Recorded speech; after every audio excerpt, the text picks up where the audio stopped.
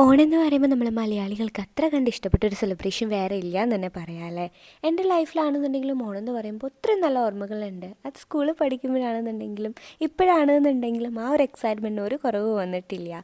ഓണക്കോടി എടുക്കാം, പൂക്കളിടാം, അതുപോലെ സദ്യ കഴിക്കാം, ഫ്രണ്ട്സിൻ്റെയും ഫാമിലീൻ്റെയും കൂടെ നല്ലൊരു ടൈം സ്പെൻഡ് ചെയ്യാൻ പറ്റുന്ന ഒരു കാലം വേറെ ഇല്ല എന്ന് തന്നെ പറയാം. അപ്പോൾ ഈ ഒരു ഓണത്തിന് കുറച്ചും കൂടെ സ്പെഷ്യാലിറ്റി ഉണ്ട്. എൻ്റെ കല്യാണം കഴിഞ്ഞിട്ട് പുതിയൊരു വീട്ടിൽ ചെന്നിട്ട് അവിടുത്തെ ആദ്യത്തെ ഓണമാണ്. അപ്പോൾ ആ ഒരു തുടക്കത്തിൻ്റെ ഒപ്പം തന്നെ ഞാൻ ഒരു പുതിയ സംരംഭം തുടങ്ങുന്ന കാര്യം നിങ്ങൾക്കറിയായിരിക്കും. അപ്പോൾ അതിൻ്റെയും ആദ്യത്തെ ഓണമാണ്.